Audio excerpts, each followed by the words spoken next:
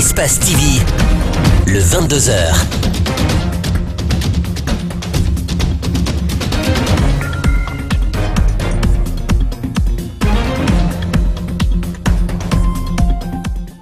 Vous êtes sur Espace TV. Bonsoir à tous. Merci de nous rejoindre au compte de ce journal. Tout de suite, les titres. La CENI s'active dans les préparatifs des élections communales. L'institution électorale a conféré avec des médias sur le niveau de préparation des opérations. Comment évolue le processus sur le terrain? Réponse en images dans ce journal. Les meubles artisanaux très prisés pour embellir les maisons. Mais la concurrence avec les galeries modernes pose problème, affirment des ouvriers. Vous les entendrez dans ce 22h. Et puis enfin au Nigeria, les embouteillages demeurent un véritable casse-tête. Les autorités tentent de développer les transports sous l'eau pour faciliter la vie des quelques 20 millions d'habitants.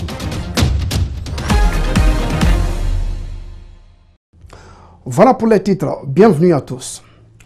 Processus électoral. La CENI s'active pour le respect de la date butoir des élections communales.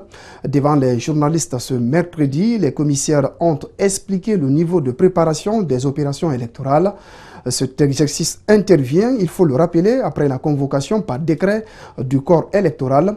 Alors, quel est le point sur le niveau des préparatifs? Élément de réponse dans ce reportage signé Djibrilba Aboubakar Din Kamara. C'est un président de la CENI qui s'est montré confiant sur les préparatifs des élections communales qui ne sont pas organisées depuis plus de 10 ans. Le processus électoral long et fastidieux, mais tout cela cause moins d'obstacles au commissaire Martel Salif Kébé. À ce propos, les démembrements de la commission électorale sont à l'école du programme électoral, ajoute le commissaire. La loi nouvelle, le code électoral et le code de collectivité locale a fait de nouvelles exigences que nous étions obligés de respecter. Ces exigences étaient que personne ne devait être à plus de 5 km de son bureau de vote. Le cautionnement pour la compétition électorale est sujet de commentaires et de polémiques au sein de la classe politique. Elle reproche Salif de décider seul, mais ce dernier a tenu à élucider la proposition des montants que chaque candidat doit payer dans les communes urbaines ou celles rurales. Bon, il faut prendre une décision. Nous n'avons pas prise comme ça à tue-tête. Nous avons réfléchi. Nous nous sommes dit, par liste, il serait bon pour les communes, les grandes communes urbaines, qu'on ait au moins 8 millions. À partir de ce mercredi, la Commission électorale nationale indépendante est prête à recevoir les candidatures dont la date du dépôt prend fin le 20 décembre. Le schéma de traitement des candidatures se fera à 2 étapes. Nous avons un traitement manuel qui est totalement indépendant de ce qui va être à machine. L'objectif, pourquoi on est passé par la machine, c'est pour nous permettre d'éditer les bulletins de vote très rapidement. Sinon, on aurait pu faire manuellement. Au terme de la conférence, les commissaires de la CENI ont procédé au lancement officiel des candidatures dans une des communes de la capitale qu'ils considèrent essentielles des joutes électorales. Le programme des Nations Unies pour l'aide au développement, session 2013-2017, arrive à terme. La Guinée et ses partenaires du système des Nations Unies ont entamé ce mercredi une rencontre en vue de réfléchir sur le prochain plan cadre. Il va être en outre question de définir les orientations stratégiques pour l'appropriation du PNUD dans sa nouvelle version.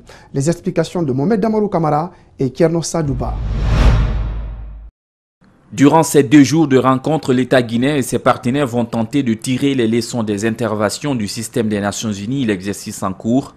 Ils vont aussi effectivement plancher sur le nouveau cycle programmatique 2018-2022.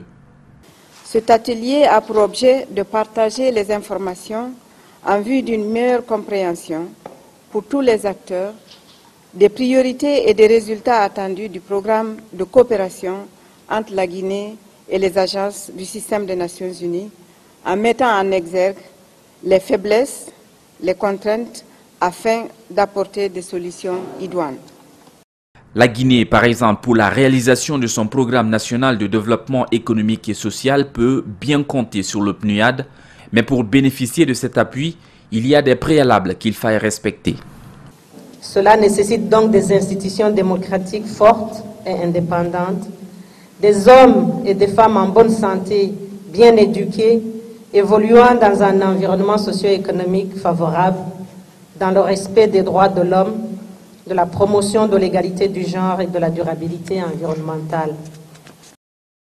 L'équipe pays des Nations Unies en Guinée a misé cette année sur la nécessité de renforcer la complémentarité et la synergie de leurs interventions dans l'esprit uni, dans l'action.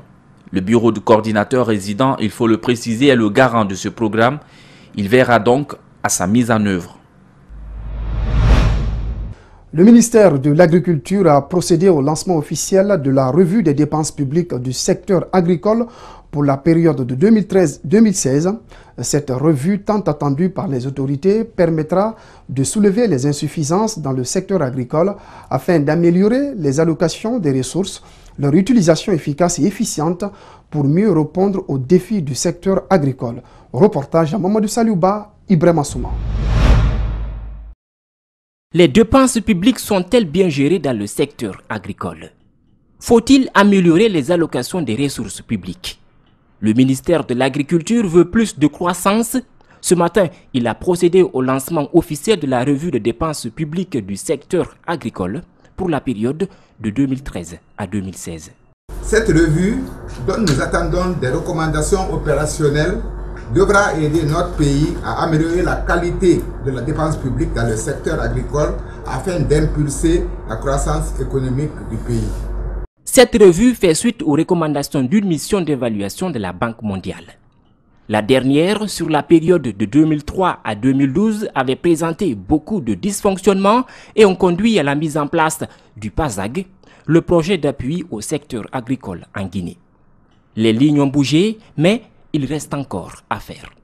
Environ 24% de la richesse du pays est tirée de ce secteur agricole et c'est également dans ce secteur qu'on retrouve pratiquement la majorité des désœuvrés, pour ne pas dire les chômeurs.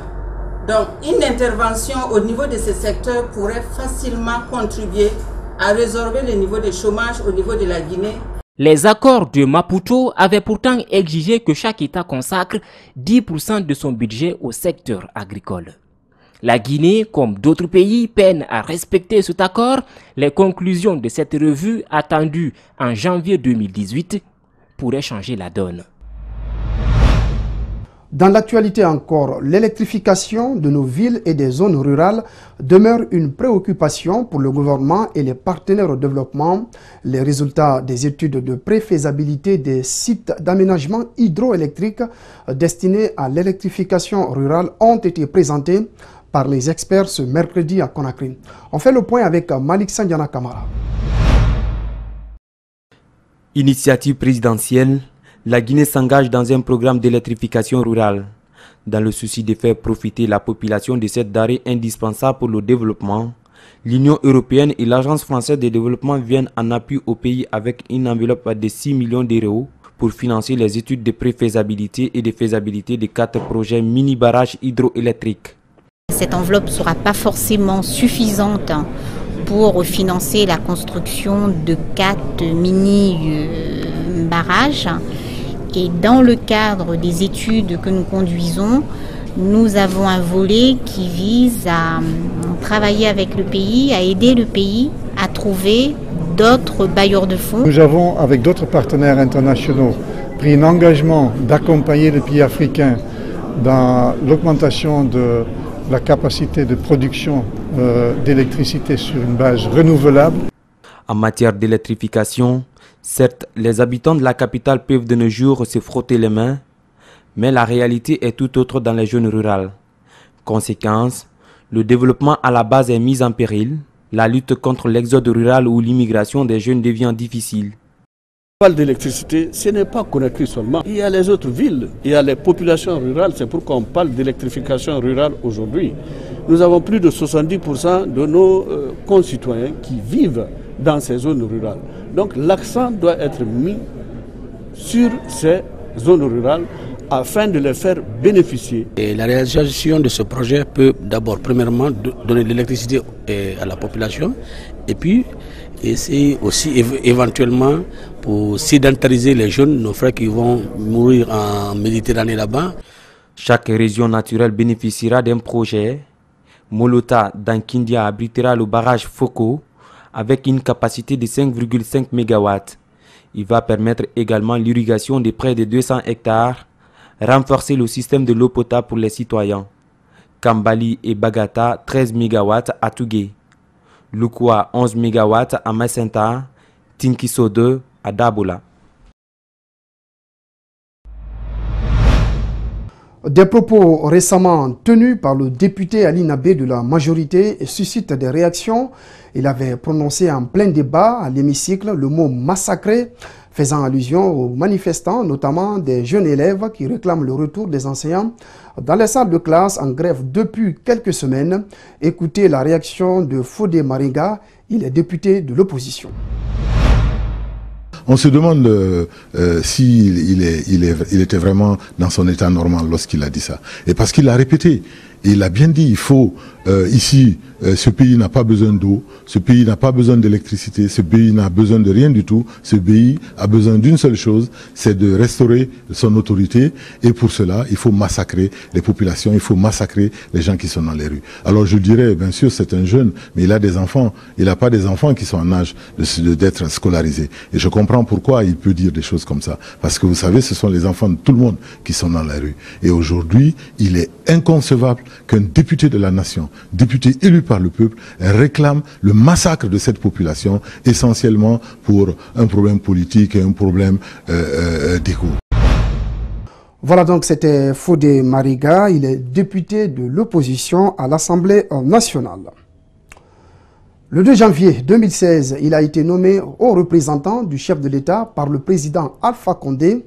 De cette date jusqu'à nos jours, quel a été le résultat de ce rapprochement entre Sidya Touré, qui dirige jusqu'ici la troisième force politique du pays, et son collaborateur Alpha Condé? Que reste-t-il des rapports entre les deux hommes? Dans ce reportage que vous allez suivre, Sidya Touré affirme qu'il occupe un poste politique sans bureau ni salaire. Makiso Ibrahima Souri Kamara. Un gouvernement qui n'a pas d'ambition. La seule ambition de ce gouvernement, c'est de revenir au pouvoir. 1er octobre 2015, Sidya Touré était en campagne présidentielle. Une élection que remporte le RPG d'Alpha Condé, qui l'associe à la gestion du pouvoir. Aujourd'hui, ce rapprochement tend à être stérile.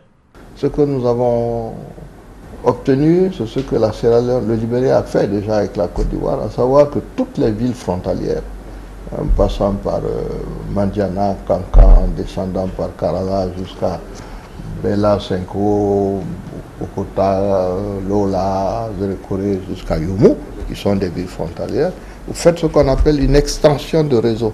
C'est-à-dire, toutes ces villes frontalières sont approvisionnées à partir de la Côte d'Ivoire comme si c'était des villes ivoiriennes. Donc là, en 8 mois, le problème est résolu et ces gens ont l'électricité 24 heures sur 24.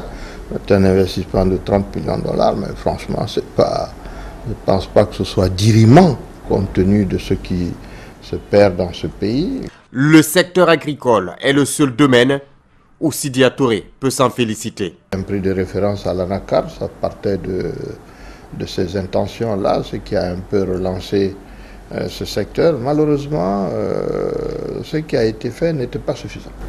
Vous savez, le rôle essentiel de l'agriculture, vraiment pour le développement de ce pays et de tout autre pays de l'Afrique, notamment de la sous-région. Donc il y a beaucoup de choses à faire. 2 ans après sa nomination comme haut représentant du chef de l'État, Sidya Touré affirme que c'est un poste politique parce qu'il n'a ni bureau ni salaire. Écoutez, je suis haut représentant, je n'ai pas de budget, je n'ai pas de salaire. Donc c'est un poste purement politique, donc ce n'est pas une nomination. Lancement de la semaine de mobilisation sociale initiée par le réseau des femmes africaines ministres et parlementaires, placée sous le thème « La case de veille des femmes dit stop au viol des filles mineures ».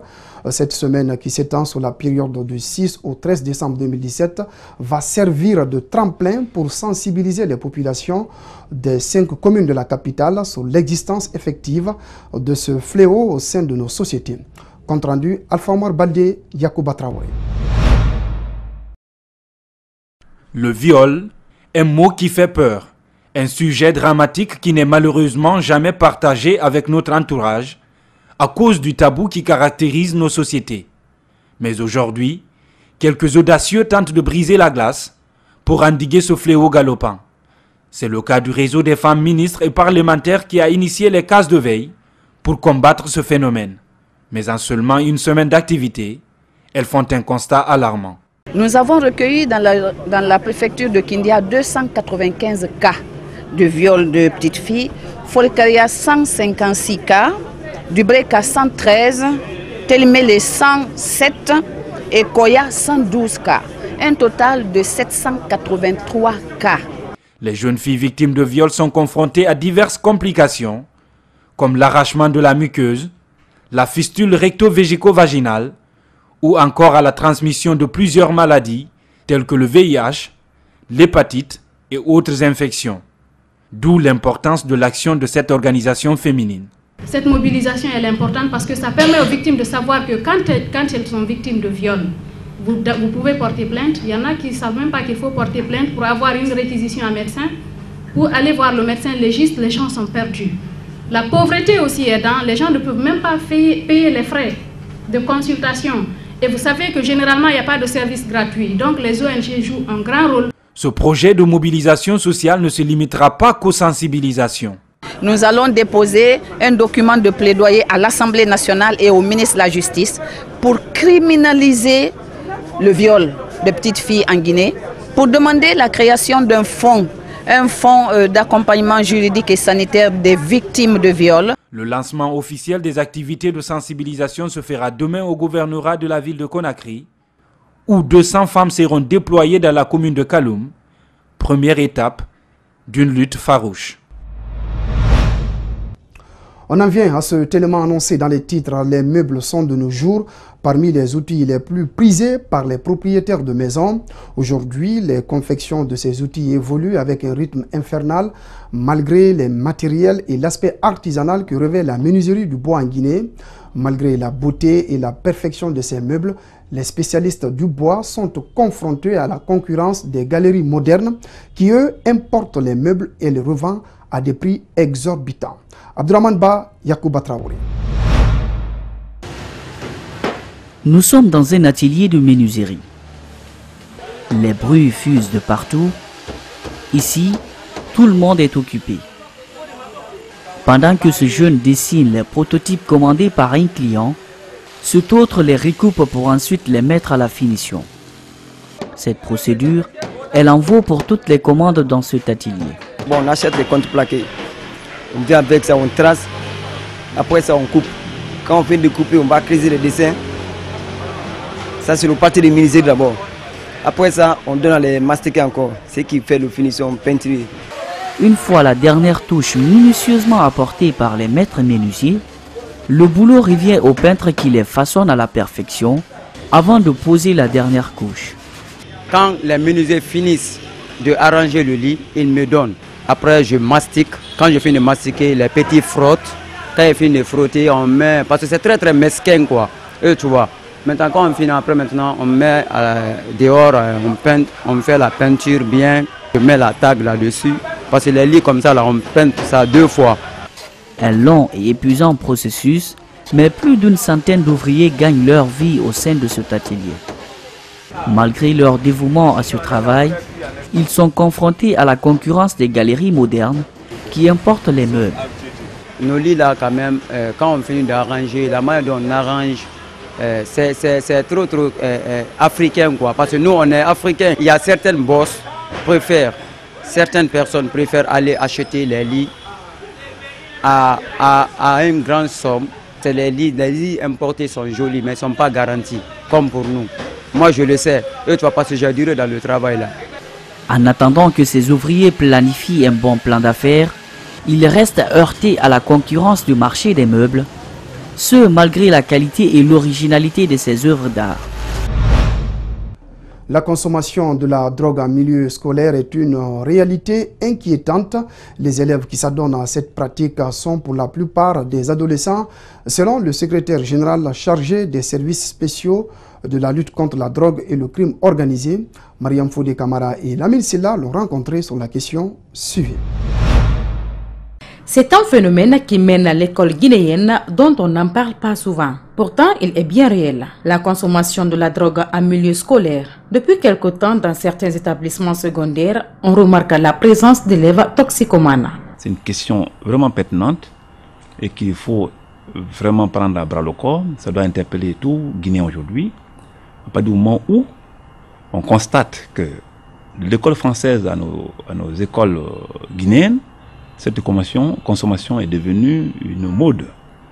Et je pense que, je ne sais pas si les gens pensent que c'est une civilisation, mais on va vers le ravin.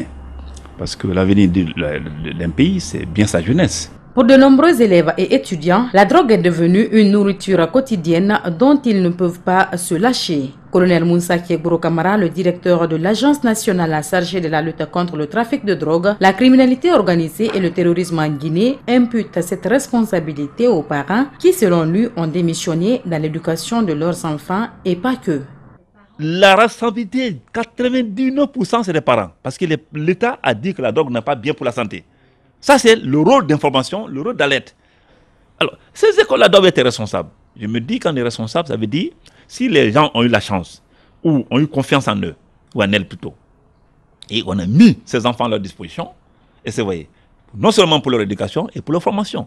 Selon les statistiques, 80% des consommateurs de la drogue sont des jeunes dont l'âge varie entre 15 et 25 ans. La plupart d'entre eux ignorent la conséquence sur leur santé. Le pourcentage est encore plus élevé dans de 15 à 24 ans que de 30 à 40 ans. Selon le colonel Kiebro, les dispositions sont en train d'être prises pour éradiquer ce phénomène dans le milieu scolaire. Sport football, la deuxième édition du tournoi corporatif des médias guinéens a démarré ce mardi à Conakry. Le match d'ouverture a opposé Adafo Média et Continental FM.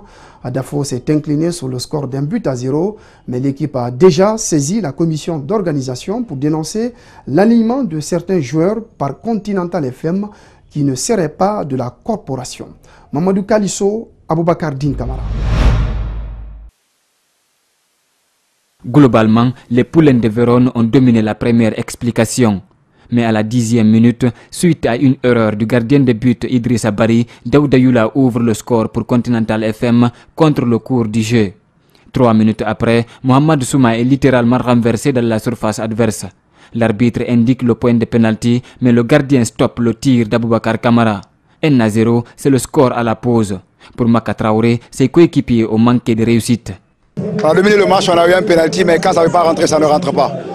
Je crois que c'est les premières 45 minutes. On aura peut-être la chance d'avoir d'autres occasions pour la seconde. Mais ce qui est sûr, c'est qu'on espère gagner ce match, Inch'Allah.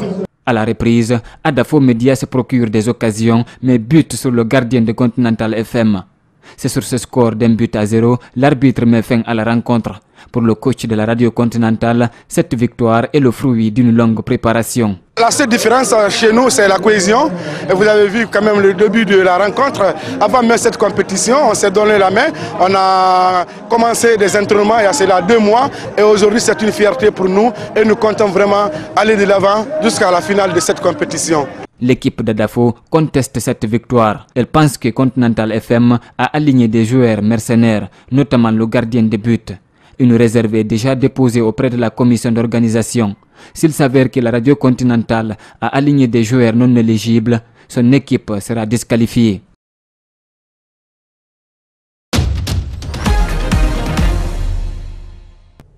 Voilà, mesdames, messieurs, c'est la fin de ce journal. Merci à tous de l'avoir suivi. Merci aux équipes en régie et en édition. Ce journal est à retrouver sur notre site espacetvguinée.info. Très bonne soirée à tous.